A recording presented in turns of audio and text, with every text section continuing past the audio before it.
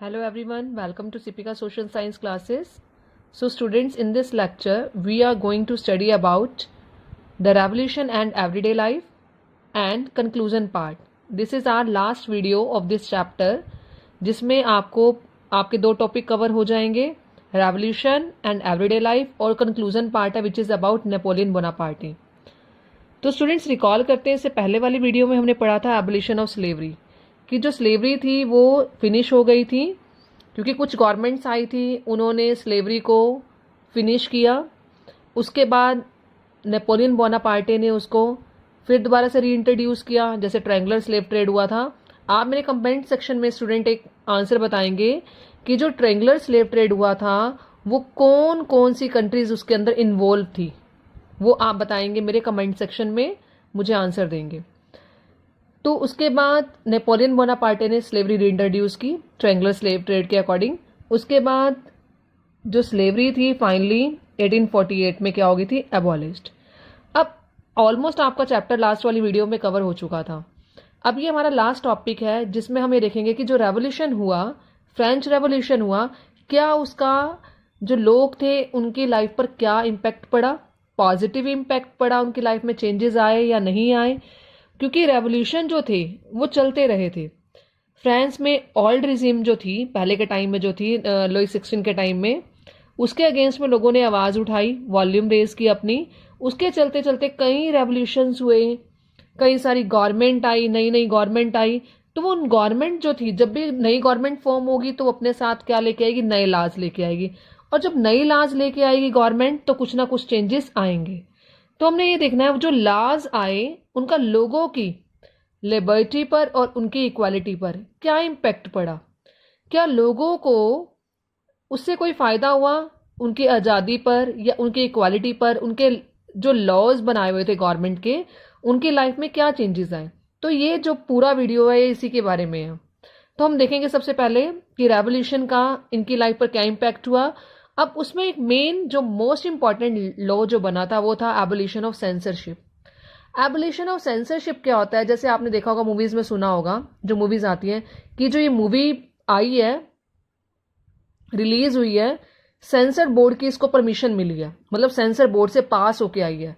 Sensor board ने इसको consent दे दिया अपना कि आप इस मूवी को रिलीज कर सकते हैं. मतलब सेंसर का मतलब होता है किसी चीज को चेक करना उसके पब्लिश होने से पहले, तो वो सेंसरशिप होती है. तो पहले के टाइम में क्या होता था, मान लो ओल्ड रिजिम है और न्यू रिजिम है. ओल्ड रिजिम में क्या होता था, censors of king, means if a publisher want to publish the any news तो he has to be get that news censored by the king. बिना किंग की परमिशन के कोई भी न्यूज पब्लिश नहीं हो सकती. मतलब वहां पर पहले के टाइम में जब ओल्ड रिजिम था, राजा का राज होता था, रेवोल्यूशंस नहीं थे इतने, तो राजा का जब राज होता था तो कोई भी न्यूज कुछ भी पब्लिश करना है उसके लिए राजा की अनुमति चाहिए. जैसे जैसे रेवोल्यूशंस हुए, न्यू रिजिम आई, उसमें क्या हुआ, सेंसरशिप क्या हो गई, कम हो गई. क्यों? क्योंकि पहले के टाइम में अगर राजा की सहमति चाहिए, राजा का कॉन्सेंट चाहिए, तो राजा जो चाहेगा वो छपवाएगा और वही प्रिंट होगा जो राजा के फेवर में होगा. जो चीज राजा के अगेंस्ट होगी वो उसको छपने नहीं देगा. तो कहीं ना कहीं वहां पर प्रिंट को फ्रीडम नहीं थी. लोग अपने जो व्यूज थे, अपने जो उनकी प्रॉब्लम्स थी वो एक्सप्रेस नहीं कर पा रहे थे. मतलब एक तरह से आप ये बोल सकते हो कि फ्रीडम ऑफ एक्सप्रेशन नहीं थी. मतलब जो आप सोच रहे हो, जो आप फील कर रहे हो, वो नहीं बोल सकते. अगर आप वो बोलोगे तो वो छपेगा नहीं, क्योंकि राजा की परमिशन के बिना कोई भी पब्लिशर उसको पब्लिश नहीं करेगा. तो जब न्यू रिजिम आई तो राइट्स मिले लोगों को, नए नए चेंजेस आए, नए नए गवर्नमेंट आई, तो उन्होंने लोगों के लिए वर्क करना शुरू किया और उन्हें ये नीड लगी कि हमें सब लोगों को राइट प्रोवाइड करना चाहिए. तो इसलिए क्या आया 1791 में, declaration of the rights of man and citizen, जहां पर लोगों को राइट्स मिले. राइट्स कौन से, इक्वालिटी के, लिबर्टी के, वोटिंग राइट्स मिले, कि लोगों को लगे we are part of this country, हम इस कंट्री का पार्ट हैं और इसके प्रोग्रेस में, इसके वर्क में हम हेल्प कर सकते हैं. Freedom of speech and expression, लोगों को स्पीच का मतलब अपने व्यूज को एक्सप्रेस करने का राइट मिला, क्योंकि सेंसरशिप क्या हो चुकी थी, एबॉलिश हो चुकी थी. अब राजा का उसमें इंटरफेरेंस नहीं था. लोग अपनी तरीके से जैसे सोचते हैं, जो प्रॉब्लम्स वो फेस कर रहे हैं, जैसी वो कंट्री चाहते हैं, वो उस चीज़ के बारे में एक्सप्रेस कर सकते थे, उनको फ्रीडम मिल चुकी थी। तो ओल्ड रिजिम और न्यू रिजिम में ये डिफरेंस आया था लोगों की लिबर्टी और उनके इक्वालिटी पर। तो इसलिए हम बोल सकते हैं फ्रीडम ऑफ प्रिंट, मतलब न्यूज़पेपर में अब जो भी चाहे पब्लिशर्स हैं वो छप सकता है, लोग उसमें अपनी अपनी प्रॉब्लम्स, अपने अपने व्यूज बता सकते हैं। क्योंकि 10th में एक और चैप्टर आएगा आपका प्रिंट कल्चर के बारे में। प्रिंट कल्चर में था आपको पता चलेगा बुक्स कैसी पब्लिश होनी शुरू हुई, लोग कैसे अवेयर हुए, और वो आप 10th क्लास में पढ़ेंगे। तो क्या हो गई, फ्रीडम ऑफ प्रिंट मिल गया। Play, songs and festive procession, मतलब जो जुलूस वगैरह निकलते थे, attracted large number of people, लोगों को बहुत अट्रैक्ट किया, क्योंकि लोगों को अब अपने कल्चर के बारे में, अपनी संस्कृति के बारे में उनको पता चलने लगा कि हमारा इतिहास कैसा था, लोग कैसे कैसे कनेक्टेड हैं, कौन कौन से रीजन के लोग रहते हैं। तो एक कनेक्शन क्रिएट होना शुरू हो गया था। तो ये था आपका स्टूडेंट्स कि रेवोल्यूशन का जो लोगों की लाइफ पर क्या इम्पैक्ट पड़ा, और रेवोल्यूशन आने से लोगों की लाइफ में क्या क्या चेंजेस आए कि उन्हें फ्रीडम मिल गई। अब वो अपने व्यूज को प्रॉपरली एक्सप्रेस कर सकते हैं और अपने राइट्स के लिए गवर्नमेंट के अगेंस्ट जा सकते हैं, गवर्नमेंट को उनके राइट्स प्रोवाइड करने के लिए इंसिस्ट कर सकते हैं।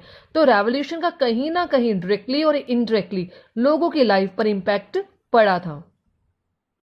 हाँ जी स्टूडेंट्स, अब हम इस चैप्टर का जो हमारा कंक्लूजन पार्ट है that is about Napoleon Bonaparte वो कवर करेंगे।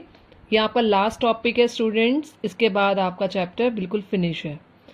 नेपोलियन बोनापार्टे कौन था, हमने प्रीवियस लेक्चर में भी डिस्कस किया था, थोड़ा बहुत, ज़्यादा नहीं। आपने देखा होगा after the fall of the Jacobian government a new constitution was introduced. उसके बाद जब न्यू कॉन्स्टिट्यूशन फ्रेम हुआ था तो उसके अंदर लेजिस्लेटिव काउंसिल और एक डायरेक्टरी थी, मतलब which is made up of 5 members। The directors often clash with the legislative councils, जो डायरेक्टर्स थे और काउंसिल्स थे उन दोनों के बीच में हमेशा क्लैशेस चलते रहते थे, कन्फ्लिक्ट्स चलते रहते थे। उस क्लैशेस का क्या हुआ रिजल्ट, जिसकी वजह से फ्रांस में क्या हो गई, पॉलिटिकल इंस्टेबिलिटी हो गई। अब पॉलिटिकल इंस्टेबिलिटी हो गई मतलब कोई भी गवर्नमेंट ढंग से वहां पर वर्क नहीं कर पा रही थी, तो जिसका फायदा किसने उठाया, नेपोलियन ने। Napoleon took advantage of the situation and became a director with the help of army। जो नेपोलियन था वो वहां का क्या बन गया, राजा बन गया, एक तरह से राजा की तरह वर्क करना शुरू कर दिया, डिक्टेटर बन गया वो वहां का। तो Napoleon crowned as emperor of France in 1804। किसकी वजह से, पॉलिटिकल इंस्टेबिलिटी की वजह से, जो किसके बीच में चल रही थी, लेजिस्लेटिव काउंसिल्स और डायरेक्टर्स के बीच में। उसके बाद जब नेपोलियन बोनापार्टे बना तो उसने बहुत सारी यूरोपियन कंट्रीज को क्या कर दिया, कॉन्क्वायर्ड, हरा दिया।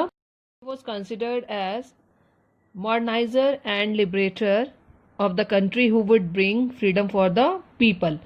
क्योंकि उसको मॉडर्नाइजर इसलिए बोला गया है क्योंकि उसने बहुत सारे लॉज फ्रेम किए for the benefit of the country, for the benefit of the people, for the progress of the people.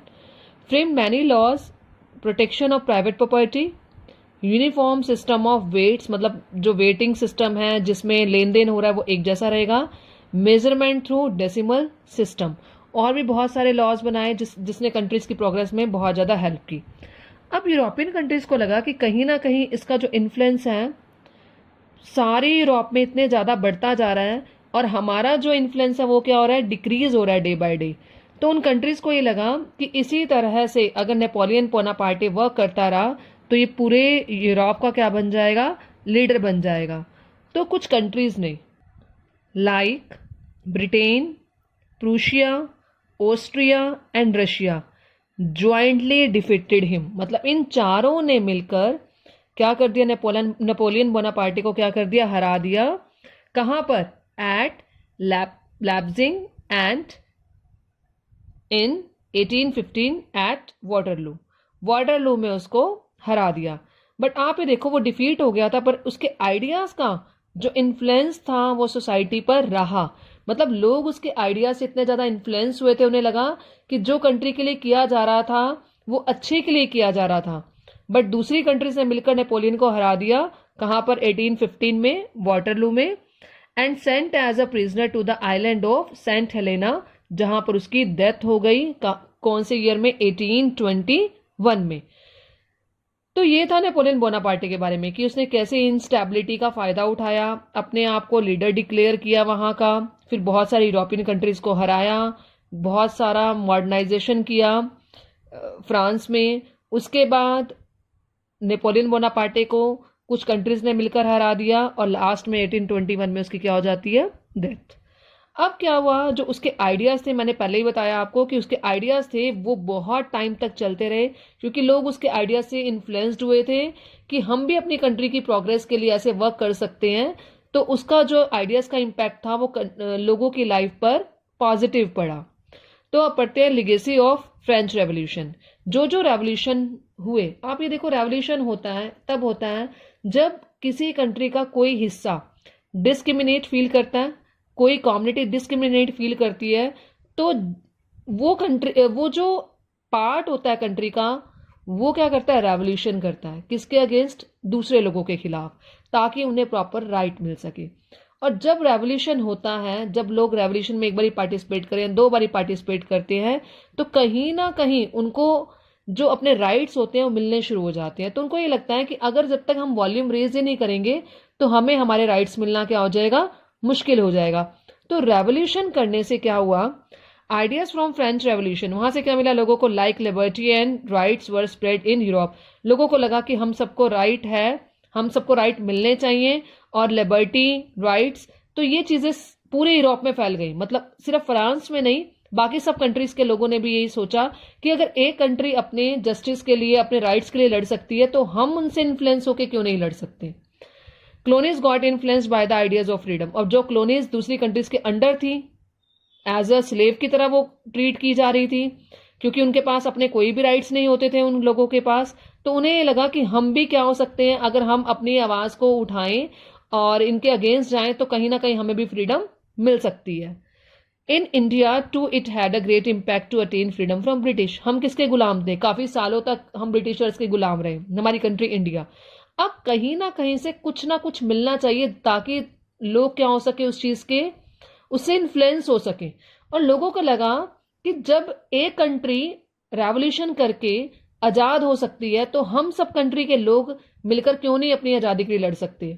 तो इंडिया को भी जो मोटिवेशन जो मिली, वो कौन सी कंट्री से मिली, इन्हीं कंट्रीज के रेवोल्यूशन से मिली, कि जब वो कंट्री रेवोल्यूशन करके आजाद हो सकती हैं, फाइट करके आजाद हो सकती हैं, तो हम कंट्रीज भी अपनी कंट्री के लिए लड़ के अपनी कंट्री को आजाद करा सकते हैं। तो फ्रेंच रेवोल्यूशन का डायरेक्टली और इनडायरेक्टली इम्पैक्ट पड़ा लोगों की लाइफ पर, उनको फ्रीडम की, राइट्स की इंपॉर्टेंस पता चली। आगे है, Tipu Sultan and Raja Rammohan Roy also responsible to the ideas, also responded to the ideas from the revolutionary France. इन्होंने भी वहां से, रेवोल्यूशन जो हुआ फ्रांस से, काफी आइडियाज वहां से अटेन किए। तो ये था स्टूडेंट्स आपका ओवरऑल द कंक्लूजन। तो स्टूडेंट्स आपका ये चैप्टर फिनिश हो चुका है, ये आपकी लास्ट वीडियो थी। अगर आप इस चैप्टर को प्रॉपरली अंडरस्टैंड करना चाहते हैं, कि आपको प्रॉपर थीम क्लियर हो चैप्टर का कि क्या था चैप्टर में, you have to study all the videos related to this chapter from the beginning till end. तो आपके लिए बहुत ईजी हो जाएगा स्टूडेंट्स इस चैप्टर को समझना। और अगर आप इस वीडियो से नोट्स कवर करते हैं, तो वो भी आपके लिए ईजी होगा। अपने पेपर में, अपने एग्जाम्स में आप इन नोट्स के जरिए भी अपने क्वेश्चंस को कवर कर सकते हैं। जितने भी क्वेश्चंस आपके हैं वो आपके ऑलमोस्ट सारी वीडियोस में मैंने कवर करा दिए हैं। तो स्टूडेंट्स मैं यही कहूंगी, प्रॉपरली गो थ्रू होइए सारी वीडियो से, और कोई भी वीडियोस आपने नहीं छोड़नी है। Thank you.